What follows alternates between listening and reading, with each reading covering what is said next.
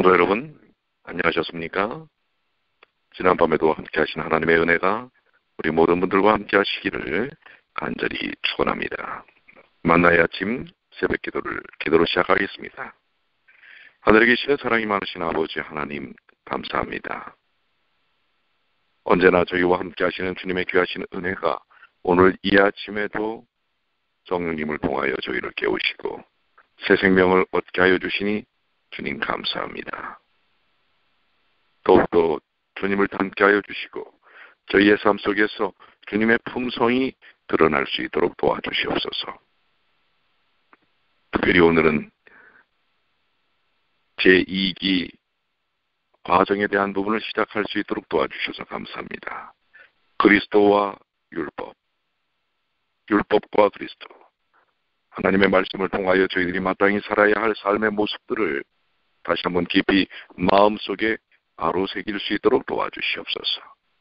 주의 영께서 이 시간 저희를 인도하시고 충만케 하여 주실 줄을 믿고 감사드리며 예수님의 이름으로 간절히 기도 올리옵나이다. 아멘. 네, 오늘은 제2기 새롭게 또 시작되는 과정의 말씀을 우리가 공부를 하게 됩니다. 총 제목은 그리스도와 율법이지요. 네, 오늘 제1과입니다. 그리스도 시대의 법인데요. 기억전의 말씀 로마서 2장 14절의 말씀입니다. 율법 없는 이방인이 본성으로 율법의 일을 행할 때에는 이 사람은 율법이 없이도 자기에게 율법이 되나니. 로마서 2장 14절의 말씀이고요. 우리 학습 목표로 가시면 깨닫기입니다. 성경이 언급하는 다양한 종류의 법들을 우리가 이번에 이제 공부하게 됩니다. 느끼기는요, 하나님의 법을 하나님의 영원한 사랑과 품성의 표현으로 이해하는 것입니다. 하나님의 법은 하나님의 품성을 대변하는 것입니다. 그것을 우리가 실질적으로 느끼게 되는 것이고요. 행하기는 계명을 지킴으로 하나님께 사랑으로 반응하는 것입니다.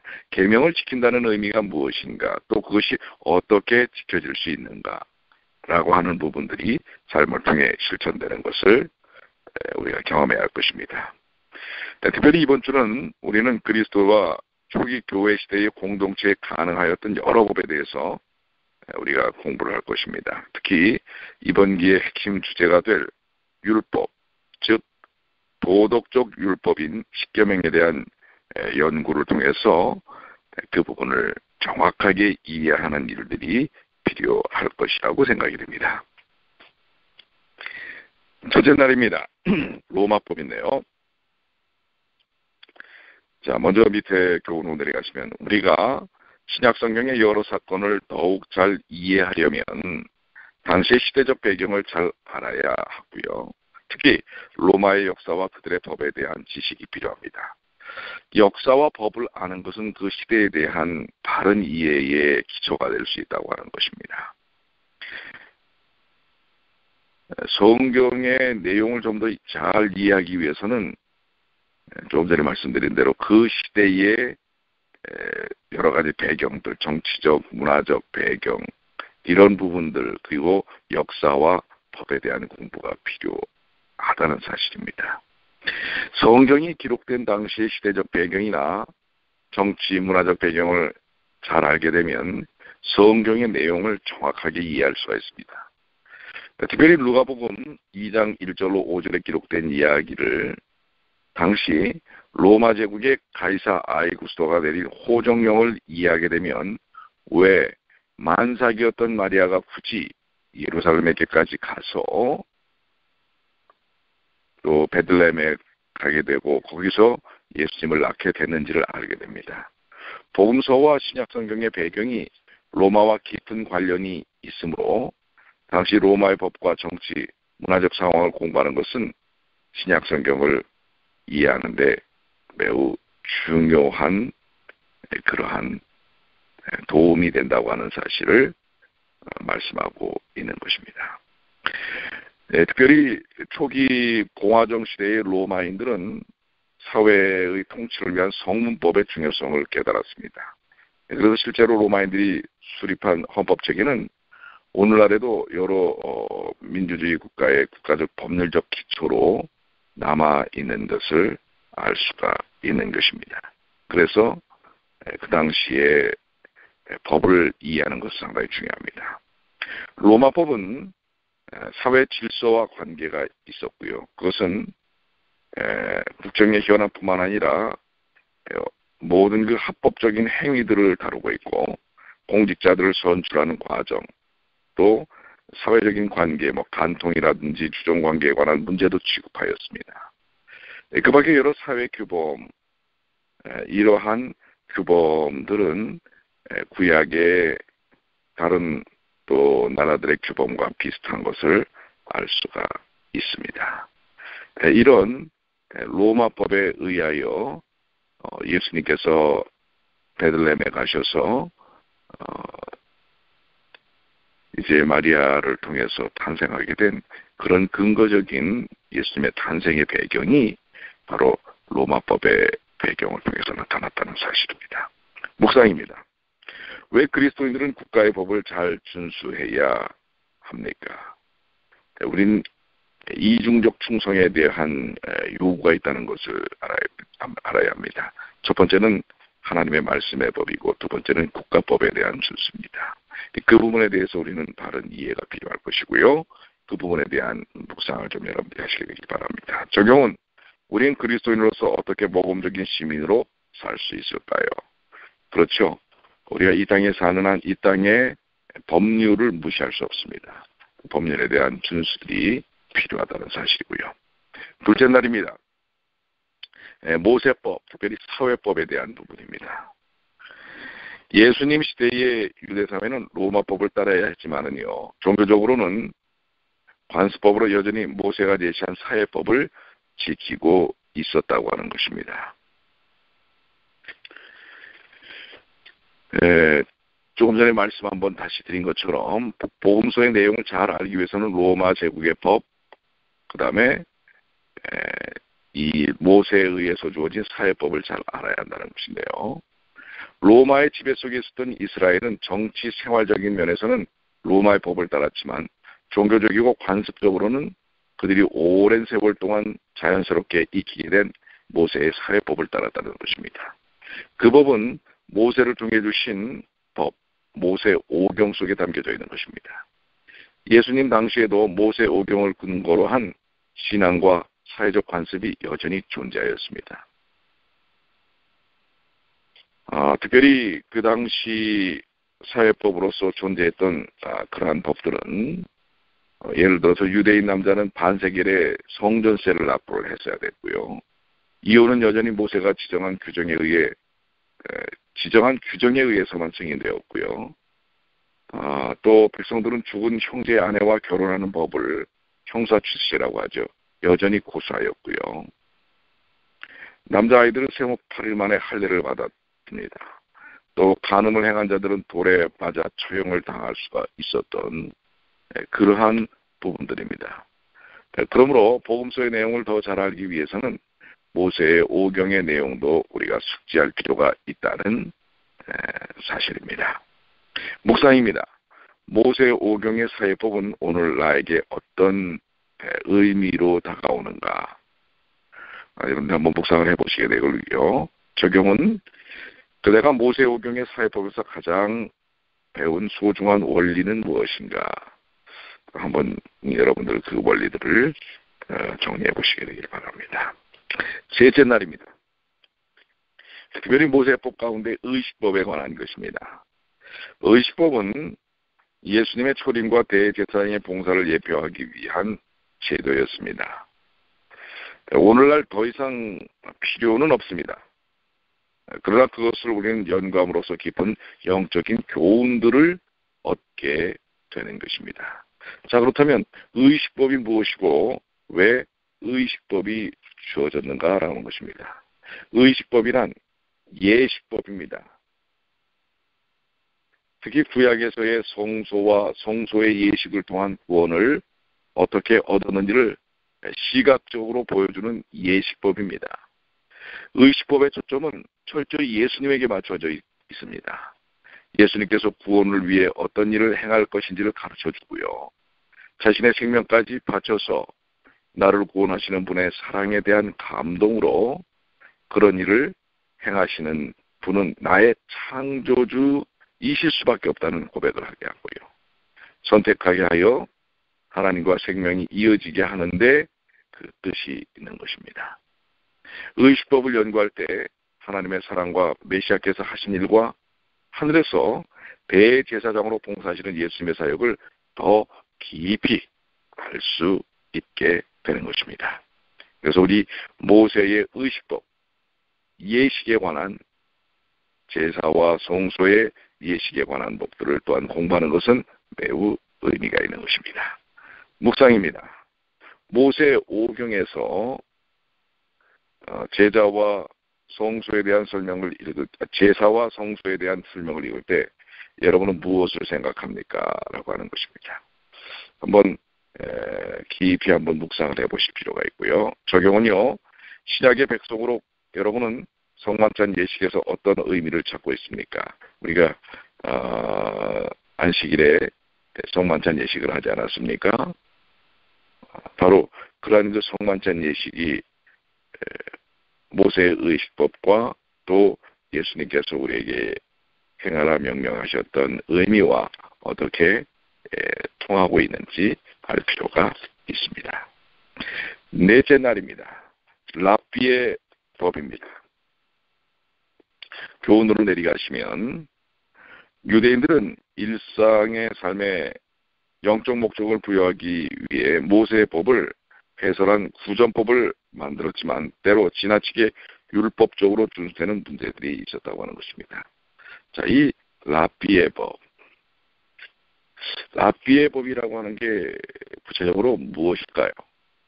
랍비의 법이란 모세의 법이 사람들의 삶 속에서 관련성을 유지하도록 하기 위해 만든 법입니다.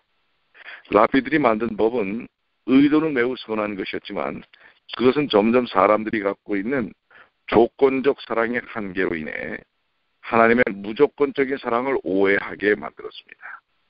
마치 법으로 만든 조건을 다 준수하지 않으면 하나님께서 구원을 주시지 않을 것처럼 오해하게 만든 것입니다.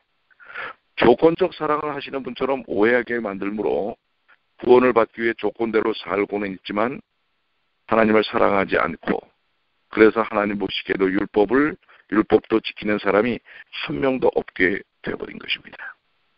외관상으로는 분명히 율법대로 랍비의 법대로 살고 있는 것처럼 보이지만 하나님과의 사랑의 관계로 인한 행복이나 생명력은 없는 상태가 되어버린 것입니다. 그런데도 여전히 사람들은 내가 무엇을 하여야 영생을 얻으리까 라고 로마서 10장 25절에 이런 고민을 하는 것입니다. 법이 조건이나 문자에 머물게 되면 아무런 의미가 사실 없습니다.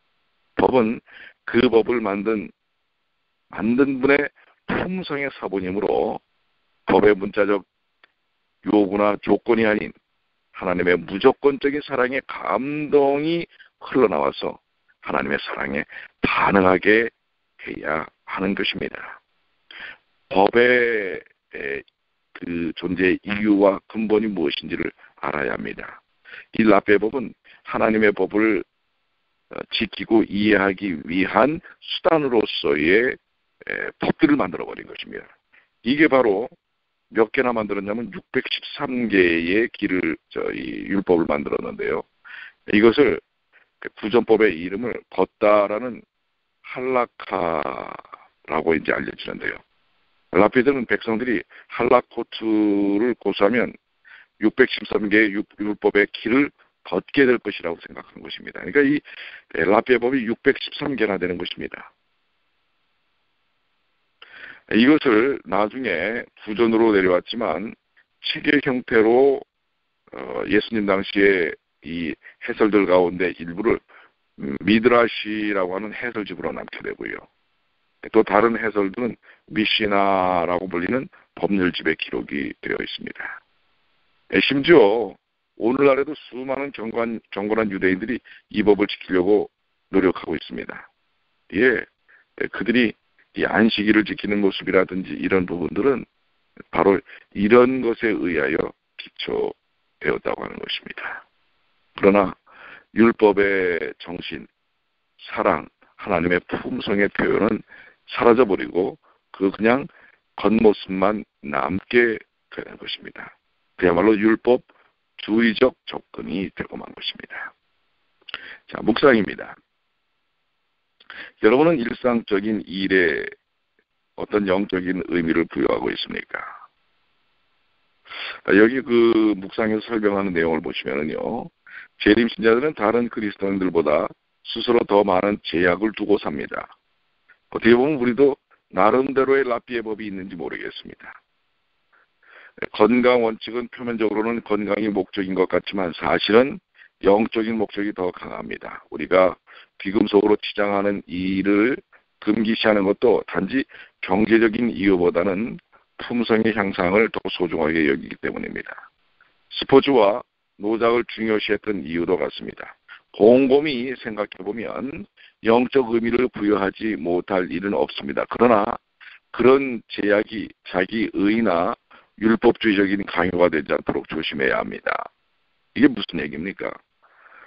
건강법이라든지 또 우리가 갖고 있는 여러 가지 재림 신자로서 갖는 컬처, 문화적인 특징들이 자칫 율법주의화 될 수 있다고 하는 것입니다.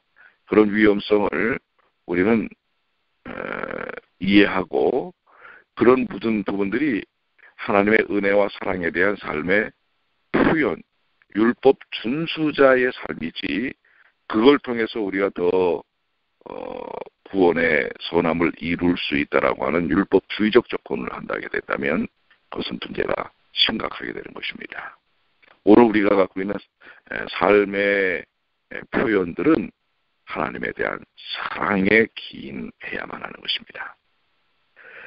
자, 적용인데요. 일상생활 중에서 여러분이 영적인 의미에 충실하고 싶은 것은 무엇입니까?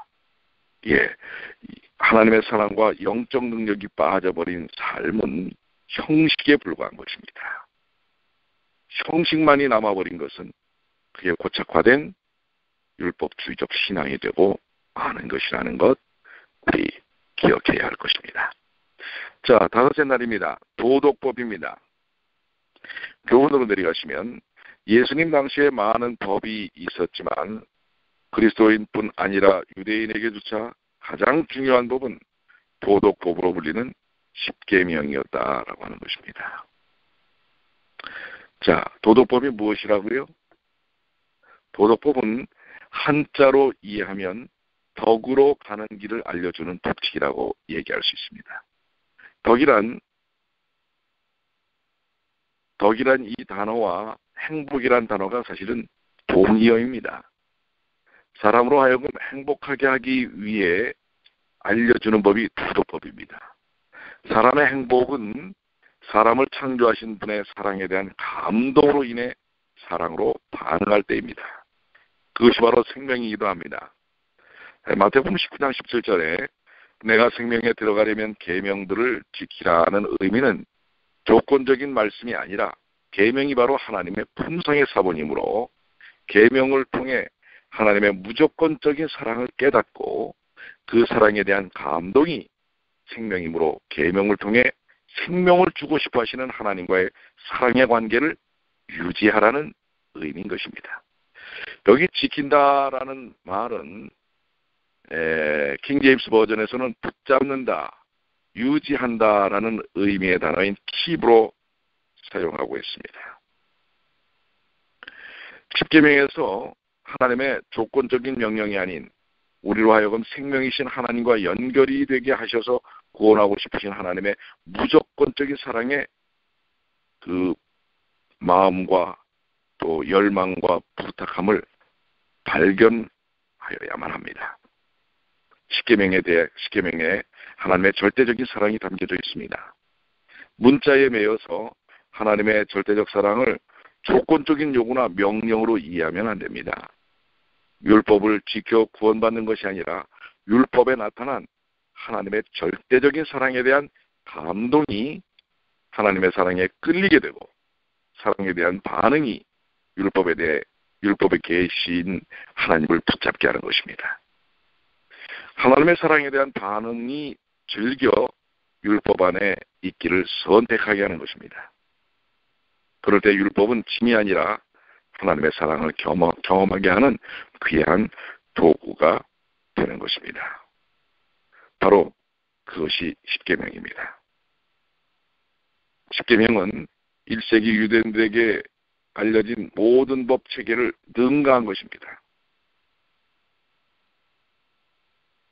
이것은 우리를 향한 하나님의 사랑의 깊은 표현이고 사랑의 이 기초라고 하는 사실을 말씀하고 있는 것입니다. 자, 그래서 묵상으로 가셔서 여러분들 이 십계명의 의미를 깊이 한번 묵상해 보시게 되기를 바랍니다.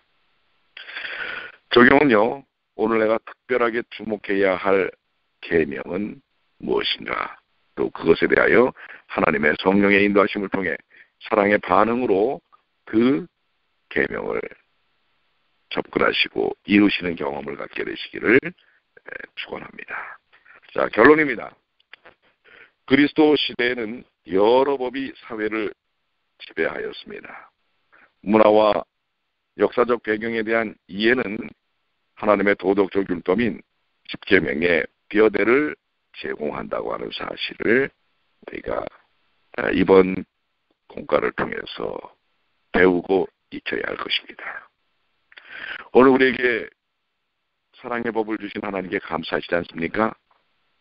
그리스도의 시대에 여러 법들이 있었지만 또한 오늘날에도 그러한 법들이 이어져 내려옵니다. 그중에 가장 우리가 바르게 이해해야 할 것은 바로 우리에게 주신 영원히 변치 않는 하나님의 사랑의 표현, 도덕법입니다. 십계명에 대한 이해와 그 십계명의 능력을 함께 경험하는 삶, 이것이 이번 한 주간 우리의 삶 속에서 경험되어지게 되기를 간절히 축원합니다. 기도하시겠습니다. 하늘에 계시는 사랑이 많으신 아버지 하나님, 오늘 저희에게 법을 배울 수 있도록 도와주셔서 감사합니다. 법이란 삶의 기초를 이야기합니다. 질서를 얘기합니다. 가야 할 방향을 제시합니다.